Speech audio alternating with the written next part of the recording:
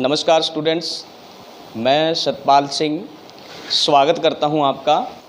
आज हम जो अपना सब्जेक्ट हिस्ट्री हमने शुरू किया था, उसके अंदर हमने जो अपना पहला लेक्चर रहा था, उसके अंदर आपको बेसिक जो इन्फॉर्मेशन थी इतिहास के बारे में और साथ के साथ जो कुछ राइटर्स हुए थे उन राइटर्स के बारे में हमने बताया, कैसे क्या क्या चीज़ें उन्होंने प्राचीन हिस्ट्री पर, एंशिएंट हिस्ट्री पर उन्होंने लिखी हैं। और उसी को हम आगे बढ़ाते हुए आज क्या है जी, एंशिएंट हिस्ट्री जो है उसको बेसिक स्टार्ट करने जा रहे हैं। और सबसे पहले अगर बात की जाए, जो भारत की हम प्राचीन हिस्ट्री के बारे में पढ़ते हैं, एंशिएंट हिस्ट्री अबाउट इंडिया, तो इसमें सबसे पहली चीज़ जो हमारे सामने आती है वो ये है कि ये जो प्राचीन हिस्ट्री है, एंशिएंट हिस्ट्री है, इसके हमारे पास स्रोत क्या हैं, कौन कौन से स्रोत हैं हमारे पास, उन स्रोतों के ऊपर बात करनी पड़ेगी। वो स्रोत कौन से हैं जिनसे हमें हमारा प्राचीन भारत जो है, हम प्राचीन भारत की संस्कृति को जानते हैं, उसको जानने के लिए हमारे पास क्या क्या स्रोत हैं। तो उन स्रोतों को देखते हैं। तो ये स्रोत जो हैं, 3 प्रकार के स्रोत बताए गए हैं। 3 प्रकार के स्रोत बताए गए हैं। अब ये कौन कौन से हैं, तो इस पर भी बात बनती है। सबसे पहला स्रोत जो माना गया है, ये माना गया है जी हमारा पुरातात्विक स्रोत। पुरातात्विक स्रोत। दूसरा माना गया है साहित्यिक स्रोत।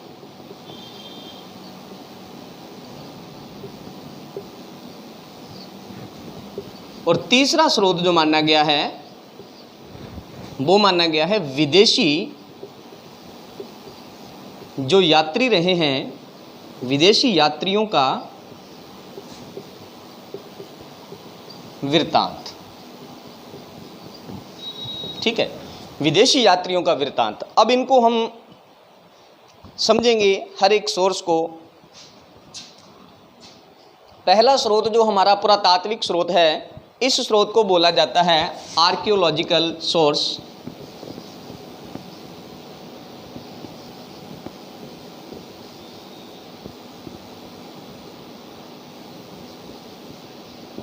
Archaeological source. और ये हमारा जो साहित्यिक स्रोत है, साहित्यिक स्रोत ऐसा स्रोत जो लिटरेचर से संबंधित हो,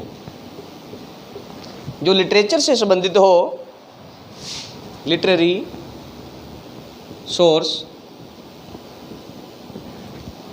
और विदेशी यात्रियों का वृत्तांत, इसको हम बोल सकते हैं foreigner traveller records.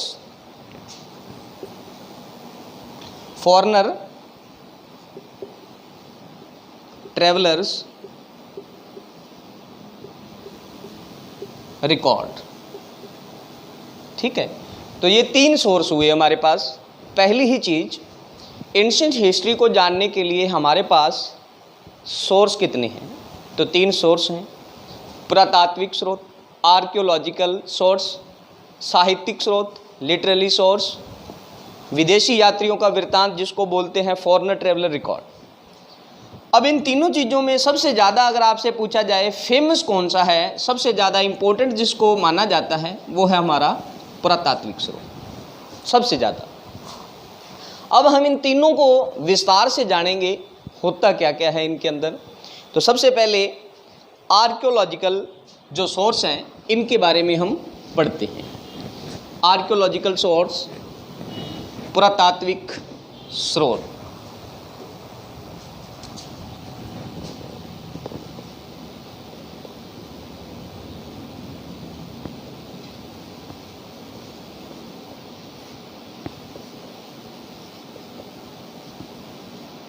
Archaeological source, पुरातात्विक स्रोत। ठीक है, अब इनको जब पढ़ेंगे तो इसमें देखा जाएगा कौन कौन सी ऐसी चीज़ें हैं जो इसके अंदर हम उनको क्या है ऐड करते हैं, या जिन चीज़ों का हम इन सोर्स के अंदर स्टडी करते हैं। आर्कियोलॉजिकल सोर्स, सबसे पहली बात इसके ऊपर एक चीज़ याद रखना, ये सबसे महत्वपूर्ण जो स्रोत माना गया है वो इसी को माना गया है। ठीक है, पहली बात तो यहाँ इसके ऊपर। दूसरी बात, आर्कियोलॉजिकल सोर्स में कौन सी चीज़ों को ऐड किया जाता है, तो वो किया जाता है जी पृथ्वी की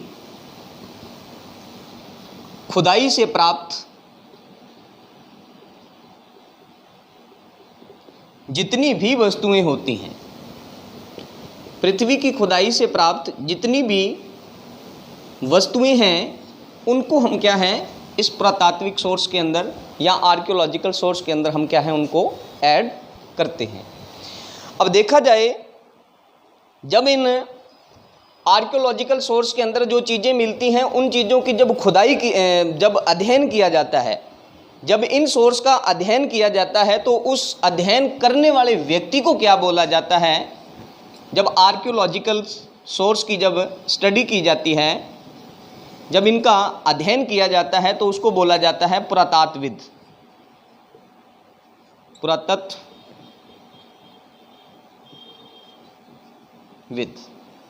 या इसको बोल सकते हैं इंग्लिश में हम आर्कियोलॉजिस्ट। ठीक है, आर्कियोलॉजिस्ट। तो दो चीज़ें हैं हमारे पास। आर्कियोलॉजिकल जो सोर्स हैं उनकी स्टडी जो होती है वो कौन करता है, तो वो करता है पुरातत्वविद, जिसको आर्कियोलॉजिस्ट बोला जाता है। ठीक है, और उसके बाद जो हमारे भारतीय पुरातत्व विभाग है, सर्वेक्षण विभाग है, जो भारतीय पुरातत्व विभाग बोल दो या भारतीय पुरातत्व सर्वेक्षण विभाग जो है,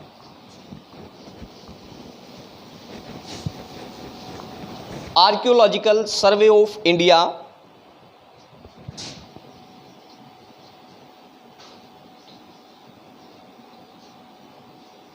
आर्कियोलॉजिकल सर्वे ऑफ इंडिया, इसकी जो एस्टैब्लिशमेंट हुई, इसकी जो स्थापना की गई है वो की गई थी अलेक्जेंडर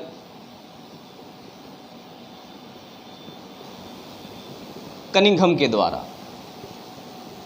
और इसी अलेक्जेंडर कनिंघम को बोला जाता है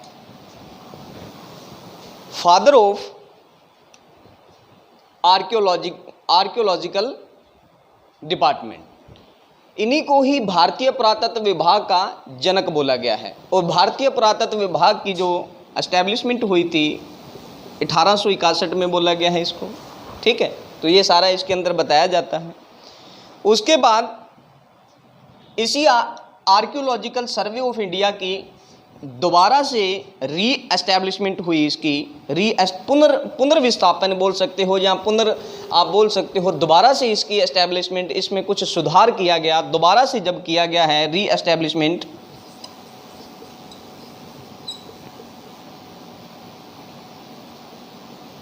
ये किया गया है जॉन मार्शल के द्वारा। और ये किया गया था 1902 के अंदर। 1902 में इस समय जो भारत में गवर्नर जनरल थे वो थे हमारे लॉर्ड कर्जन। ठीक है, तो यहाँ पे दो चीज़ें हमारे सामने आ जाती हैं। आर्कियोलॉजिकल सोर्स जो थे उनके अंदर जब आर्कियोलॉजिकल जो चीज़ें होती हैं, हमारी जो खुदाई से मिलने वाली चीज़ें हैं जितनी भी, उन चीज़ों की जब स्टडी की जाती है तो वो एक डिपार्टमेंट के अंदर की जाती है और उस डिपार्टमेंट को बोलते हैं archaeological survey of India. Archaeological survey of India, इसकी जो एस्टैब्लिशमेंट की गई थी सबसे पहले वो की गई थी अलेक्जेंडर कनिंघम के द्वारा। और अलेक्जेंडर कनिंघम को ही father of archaeological survey of India बोला गया है। कब इसकी एस्टैब्लिशमेंट की गई, तो 1861 में इसकी एस्टैब्लिशमेंट की गई है। दोबारा से फिर इसकी री एस्टैब्लिशमेंट हुई है। इसमें क्या है, पुनर्निर्माण हुआ इसका, री एस्टैब्लिशमेंट। उसका वो किसने की है, तो वो की गई है जॉन मार्शल के द्वारा। यही जॉन मार्शल 1902 में इसकी करते हैं री एस्टैब्लिशमेंट। और ये जिस गवर्नर जनरल के समय हुई थी वो हुई है लॉर्ड कर्जन। ये वही लॉर्ड कर्जन है जिसने पार्टीशन ऑफ बंगाल किया था। ठीक है, तो ये उसके साथ जुड़ा हुआ है। फिर अब देखते हैं इस धरती की खुदाई से, पृथ्वी की खुदाई से जो चीज़ें मिलती हैं उन चीज़ों को रखा जाता है आर्कियोलॉजिकल सोर्स के अंदर। और अब हम धरती से क्या प्राप्त कर सकते हैं, तो धरती से हमें, पृथ्वी की खुदाई से हमें क्या मिलेगा, तो हमें मिल सकते हैं अभिलेख मिल सकते हैं, कुछ हमें सिक्के मिल सकते हैं, कुछ हमें मोहरें मिल सकती हैं, कुछ हमें भवन मिल सकते हैं, कुछ हमें स्मारक वगैरह मिल सकते हैं। ये सारी चीज़ें जो हैं ये आर्कियोलॉजिकल जो सोर्स होते हैं उनके अंडर इनको क्या है हम काउंट करते हैं।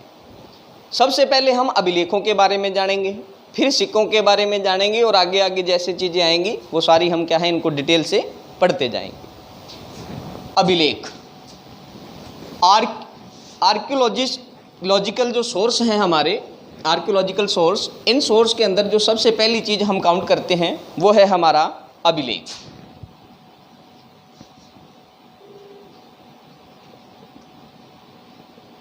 ये जो अभिलेख होते हैं इनको बोला जाता है इनक्रिप्शंस।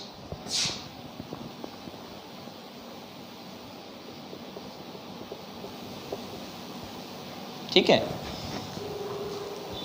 और अभिलेखों की जो स्टडी होती है, स्टडी ऑफ इनक्रिप्शंस,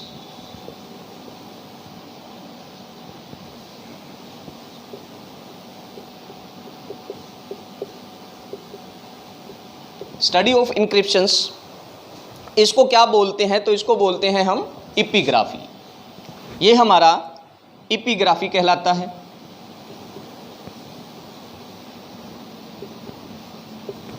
इपिग्राफी को हम हिंदी में बोल सकते हैं पुरालेख शास्त्र।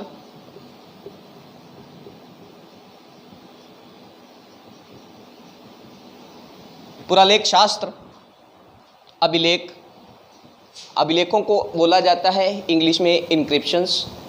Study of inscriptions, epigraphy. Epigraphy Hindi में हम इसको पुरालेख शास्त्र बोलते हैं। और बाद में एक चीज़ और बनती है यहाँ पे, ये जो अभिलेख होते हैं, अभिलेख असल में लिखे गए होते हैं।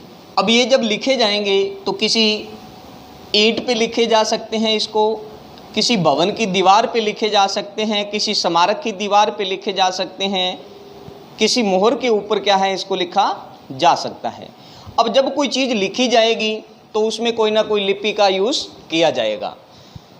इपिग्राफी क्या है, तो ये पुरालेख शास्त्र था।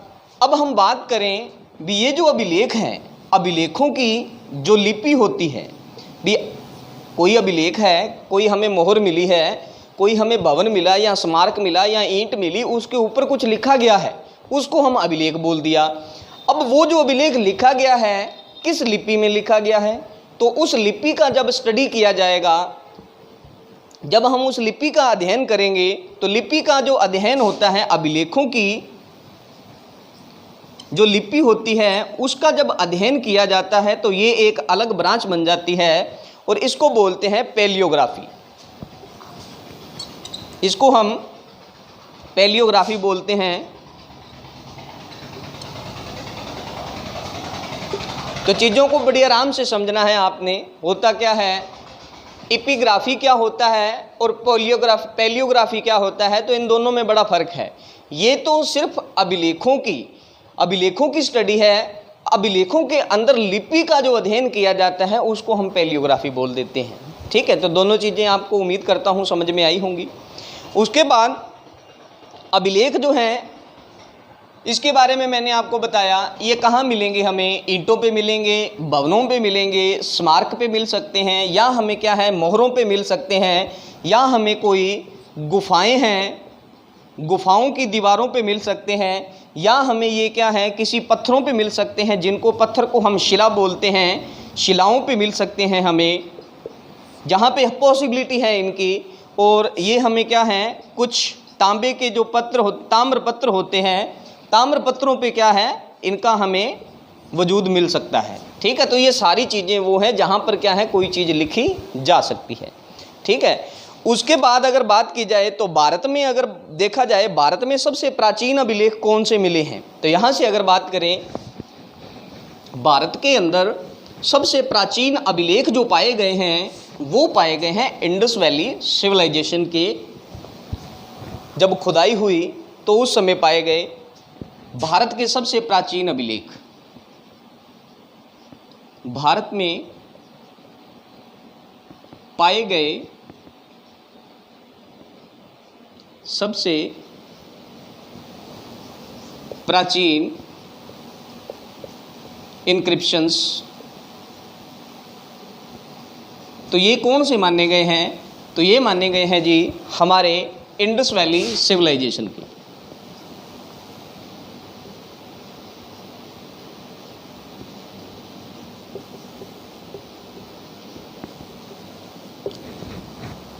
और इंडस वैली सिविलाइजेशन के अंदर ये जो हमारे इंक्रिप्शंस, जो हमारे अभिलेख मिले हैं, ये कितने पुराने बताए जाते हैं, तो ये बताए जाते हैं जी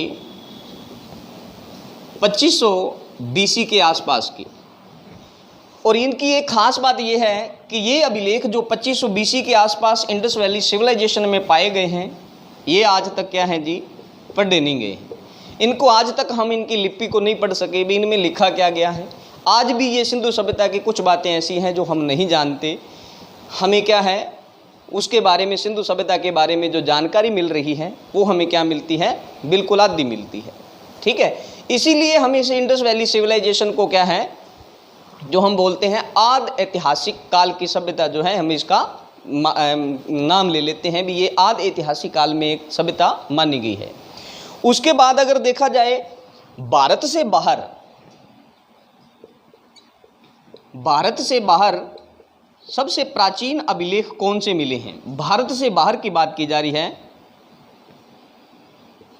भारत से बाहर मिलने वाले प्राचीन अभिलेख इंक्रिप्शंस कौन से हैं, तो ये एक ही माना गया है जिसका नाम है जी मध्य एशिया। भी वो मध्य एशिया से मिला था, ये मध्य एशिया से मिला था। इसी को ही हम बोल देते हैं एशिया माइनर। एशिया माइनर से मिला, और एशिया, मध्य एशिया में एक जगह है जहाँ से ये पाया गया, उस जगह का नाम है जी बोगोसकोई।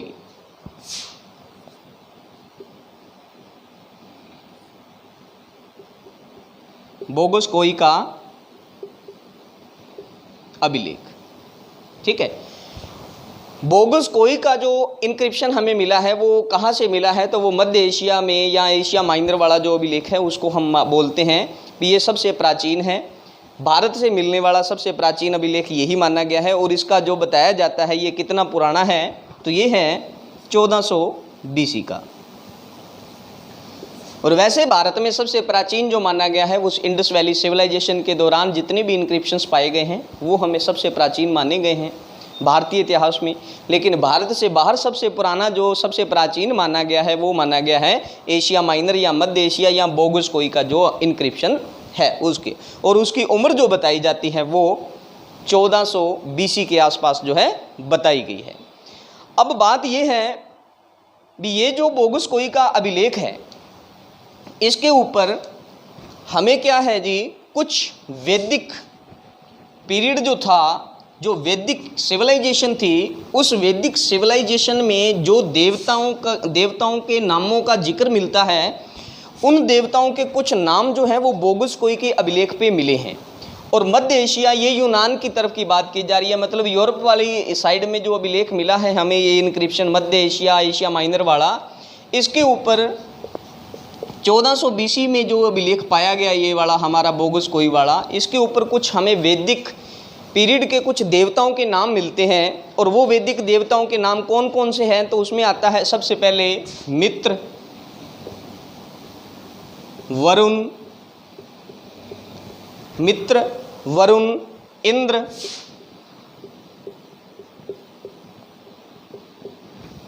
और चौथा है नास्त्य। इस नास्त्य को कई बार अश्विनी भी बोला गया है, अश्विनी। ठीक है, अश्विनी भी इसको बोला गया है, अश्विनी कुमार के नाम से भी इसको हम क्या है रिप्रेजेंटेशन जो है कई बार किया जाता है इसका। ठीक है, तो यहाँ से ये चीज़ बन सकती है, कई बार पूछा भी जा सकता है भारत से बाहर मिलने वाला सबसे पुराना अभिलेख, प्राचीन अभिलेख कौन सा है, तो वो है 1400 BC का। और इस ये कहाँ से मिला था, तो ये मिला था मध्य एशिया या एशिया माइनर नामक जो जगह है, उस जगह में एक छोटा सा और जगह जाकर है बोगोसकोई, और इसको बोगोसकोई का अभिलेख हम बोल सकते हैं। और इसके ऊपर वैदिक सभ्यता के जो देवताओं के नाम मिले हैं वो कौन कौन से हैं, तो वो ये 4 नाम मिले हैं। ठीक है, तो ये इसके बारे में बात की। उसके बाद अगर बात की जाए जो अभिलेख लिखे जाते थे पहले जब अभिलेख लिखे जाते थे, ये जो इनक्रिप्शंस लिखी जाती थी, इनकी जो प्रारंभिक या शुरुआती जो लिपि रही है, इनकी जो शुरुआती लिपि भाषा रही है वो क्या है, तो सबसे पहले हम बात करते हैं इसकी जो प्रारंभिक या आरंभिक भाषा जो है वो कौन सी है। जो आरंभिक भाषा बोली गई है, अभिलेखों की आरंभिक भाषा क्या थी, तो अभिलेखों की आरंभिक भाषा जो है वो प्राकृत मानी गई है, प्राकृत भाषा। और ये प्राकृत भाषा जो है कौन सी सदी के अभिलेखों में मिली है हमें सबसे पुराने, तो ये है जी हमारी ईसा की 3री सदी, ईसा पूर्व की जो 3री सदी है उसके टाइम पीरियड के जितने भी हमें इनक्रिप्शंस मिले हैं उनके ऊपर जो भाषा मिली है हमें वो मिली है प्राकृत। ठीक है, उसके बाद अगर देखा जाए बाद में हमें जो कुछ अभिलेख मिले हैं उनकी भाषा जो है प्राकृत से चेंज होकर संस्कृत भी बनी है, और कुछ अभिलेख हमें जो इनक्रिप्शंस मिले हैं वो संस्कृत भाषा के भी मिले हैं। तो बात पूछी जा सकती है हमें संस्कृत भाषा के जो अभिलेख इनक्रिप्शंस मिले हैं ये कितने पुराने समय के हैं, तो ये ईसा की जो बताई जाती है 2री शताब्दी के हैं, ईसा पूर्व की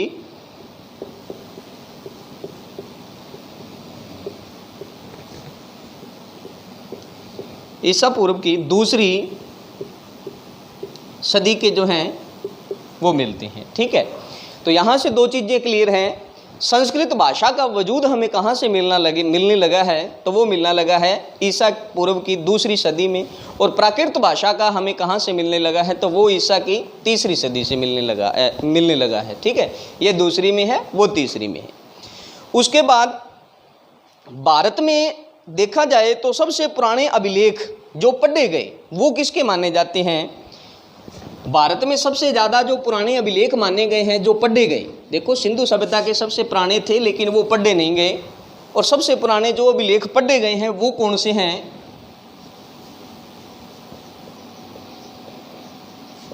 भारत के सबसे प्राचीन इनक्रिप्शंस जो पढ़े गए वो माने जाते हैं जी भारत के एक राजा रहे हैं महान अशोक। अशोक के अभिलेखों को भारत का सबसे पुराना अभिलेख माना जाता है, और ये अभिलेख वो इसलिए पुराने माने जाते हैं क्योंकि ये पढ़े गए हैं।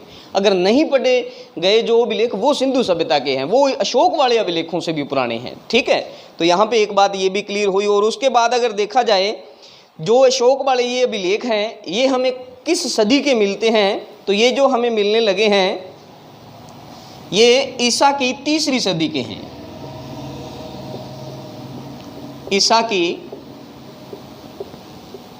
3री सदी के हैं, ईसा पूर्व की 3री सदी के। और वैसे हमने देखा था अभिलेखों की जो प्रारंभिक भाषा रही थी वो क्या रही थी, प्राकृत रही थी। और वो प्राकृत भाषा हमें कब से मिलने लगी थी, तो वो मिलने लगी थी हमें ईसा की 3री सदी से। और ईसा की 3री सदी में ही अशोक के अभिलेख मिलने लगे हैं। और अशोक के अभिलेखों की और वो जो अभिलेख जिसकी हमने बात की थी आरंभिक भाषा वाले, वो इन्हीं अभिलेखों की बात की गई है।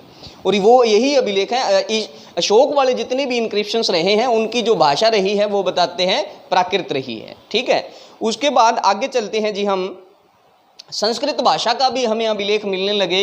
तो संस्कृत भाषा का जो प्रथम अभिलेख मिला है हमें, संस्कृत भाषा का जो हमें प्रथम अभिलेख मिला है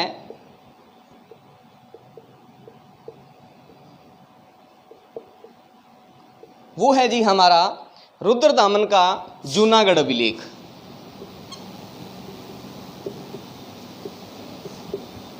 रुद्रदामन का जूनागढ़ अभिलेख,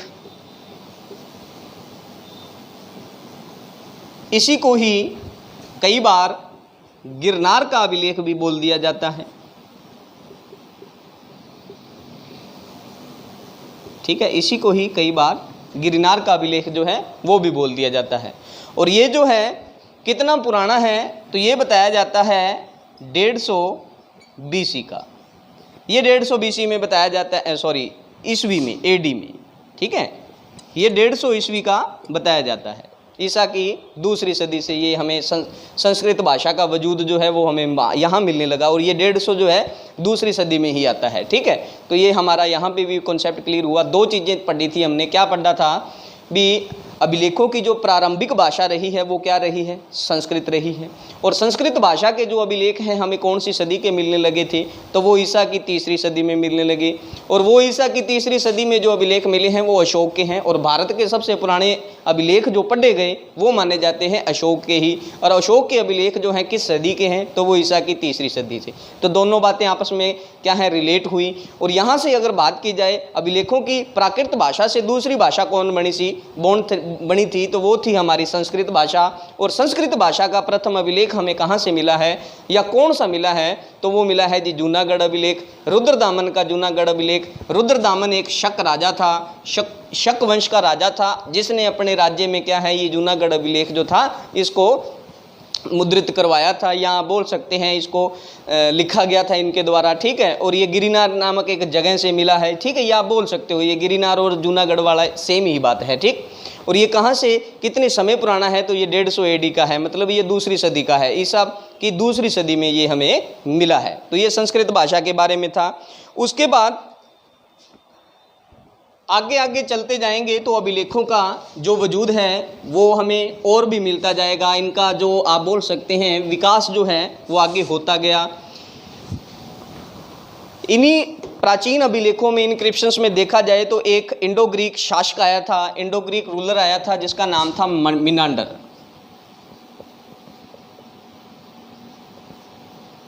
इंडो ग्रीक एक शासक था जिसका नाम था मिनांडर, जिसको मिलिंद भी बोला गया था भारत में।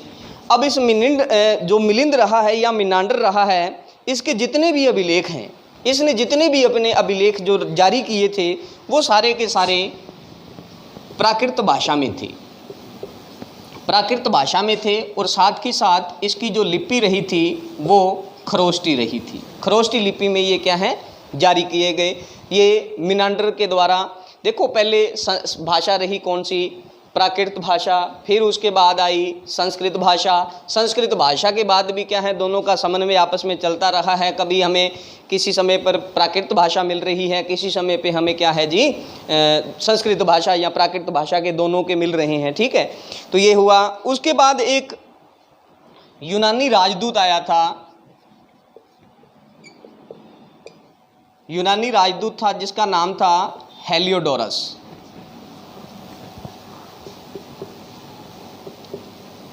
हेलियोडोरस, इसने भी एक क्या है जी अपना अभिलेख, स्तंभ लेख जो था बनवाया था, गरुड़ स्तंभ लेख।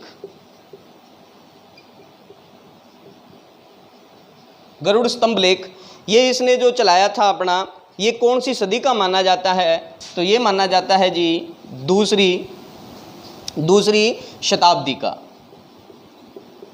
दूसरी शताब्दी ईसा पूर्व का।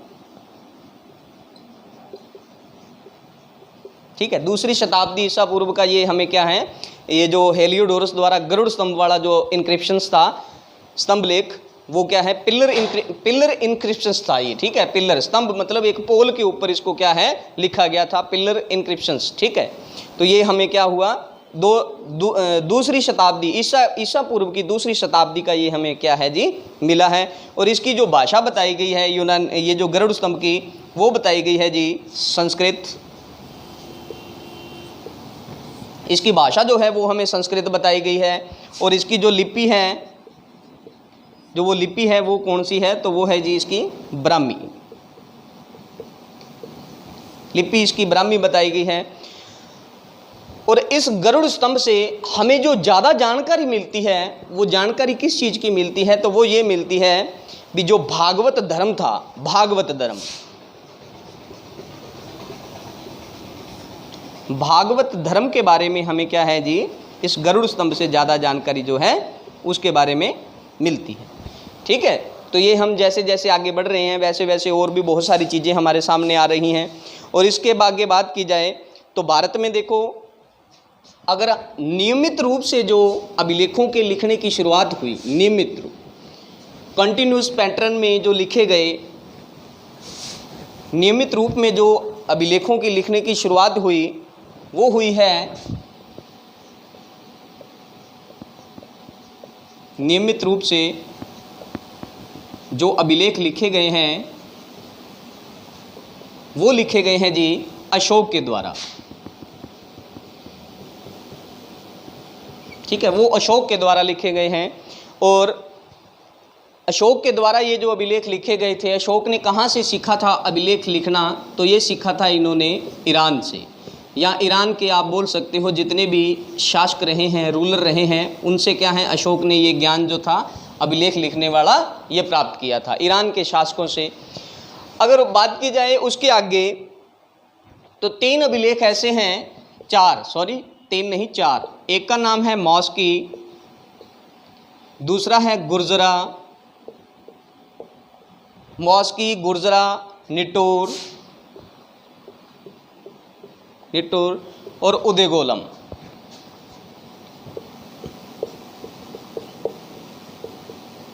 ये 4 अभिलेख ऐसे हैं जिनके अंदर अशोक का जो मूल नाम है वो क्या है, अशोक, और ये हमें नाम मिला है इनसे। इन मॉस्की, गुर्जरा, निटूर और उदेगोलम जो अभिलेख रहे हैं, इनके अंदर जो अशोक का हमें नाम मिलता है वो मूल नाम अशोक ही मिलता है। उसके बाद अगर देखा जाए तो जो अशोक के अभिलेख रहे हैं, ये अशोक के अभिलेख कब खोजे गए थे, इनकी खोज कब हुई थी, तो इनकी खोज हुई है जी 1750 ईस्वी में। और ये जिसने खोजा था वो एक अंग्रेज था, नाम था टील फैंथेलर।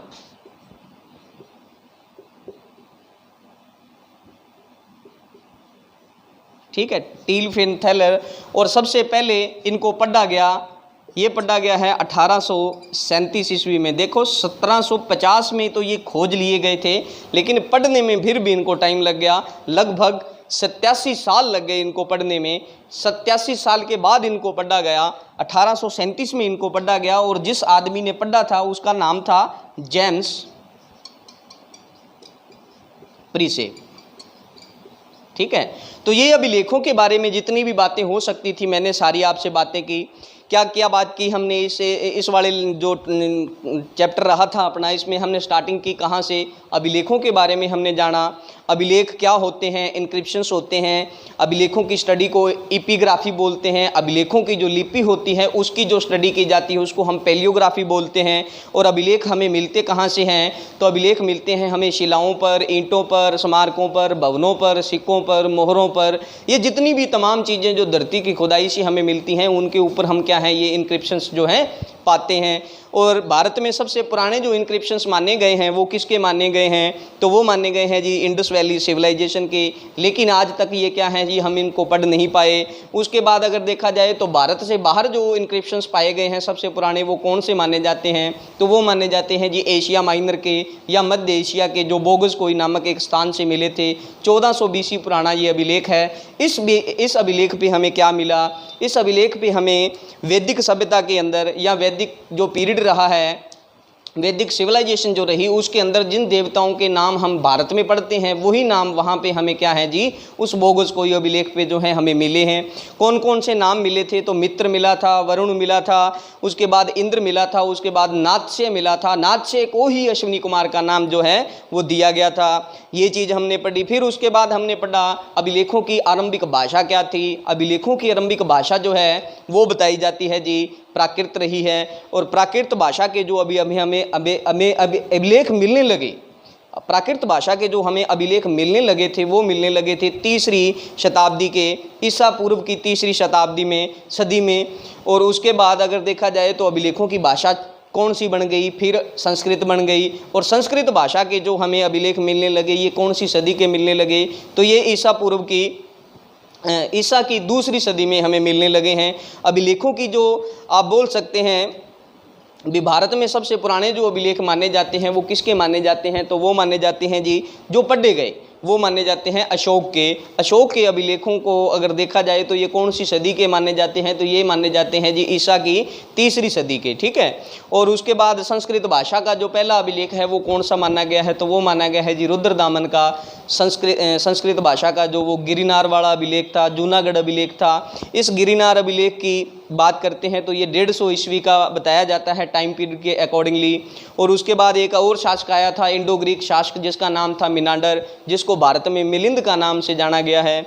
उसने भी अपने अभिलेख जो जारी किए थे अपने समय पर, तो उसने जो अभिलेख जारी किए वो प्राकृत भाषा में जारी किए और उनकी जो लिपि रही है वो रही है खरोष्टी लिपि। उसके बाद एक यूनानी राजदूत भी आया जो हेलियोडोरस के नाम से जाना गया। उसने एक गरुड़ स्तंभ लेख का निर्माण करवाया था और वो गरुड़ स्तंभ लेख जो है वो 2री शताब्दी ईसा पूर्व का माना जाता है। और इसकी भाषा जो रही थी वो रही थी प्राकृत भाषा। और बाद में क्या है जी, इसकी अगर लिपि पे बात की जाए तो संस्कृत भाषा की लिपि ब्राह्मी होती है, तो उसके अगर वो संस्कृत में लिखे, प्राकृत भाषा में लिखे गए तो उसकी लिपि भी मानी जाती है, वो मानी जाती है जी ब्राह्मी। और बाद में अगर बात की जाए तो ये जो हेलियोडोरस वाला गरुड़ स्तंभ लेख था, अभिलेख था, इंक्रिप्शन, इसके बारे में हमें जो जानकारी मिलती है वो किस चीज़ के बारे में जानकारी मिलती है, तो वो मिलती है जी हमें भागवत धर्म के बारे में। और उसके बाद नियमित रूप से भारत में जो इंक्रिप्शंस लिखने स्टार्ट हुए वो किसने किए थे, तो वो अशोक ने किए हैं। मौस्की, गुर्जरा, निटूर, उदयगोलम, ये अभिलेख ऐसे हैं जिनमें अशोक का मूल नाम हम अशोक पढ़ते हैं। उसके बाद अगर देखा जाए अभिलेखों का जो सबसे पहले खोजा गया अशोक के अभिलेखों को, वो खोजा गया 1750 में और खोजने वाले थे टील फैंथेलर। और टील फैंथेलर के बाद इनको पढ़ा गया। पढ़ने के बाद पढ़ा कब गया, तो 1837 में पढ़ा गया। और 1837 में जब पढ़ा गया तो वो पढ़ा गया जेम्स प्रीसेप के द्वारा, ठीक है।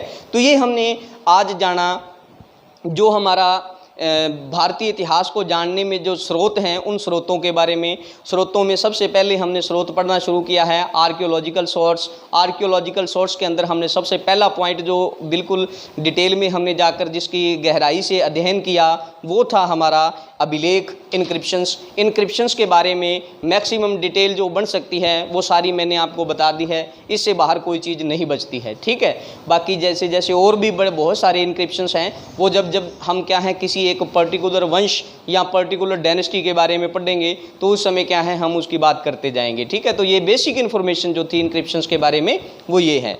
तो आज के लिए मैं आपको धन्यवाद देता हूँ। यहीं तक है, इसको लेक्चर को हम स्टॉप करते हैं और कल हम नेक्स्ट टॉपिक जो हमारा रहेगा इसी के अंदर वो रहेगा सिक्कों के बारे में हम जानेंगे। फिर सिक्कों के बाद मोहरें वगैरह, इस प्रकार से हम क्या है जी अब आर्कियोलॉजिकल जो सोर्स हैं इनको बिल्कुल कंप्लीट करेंगे।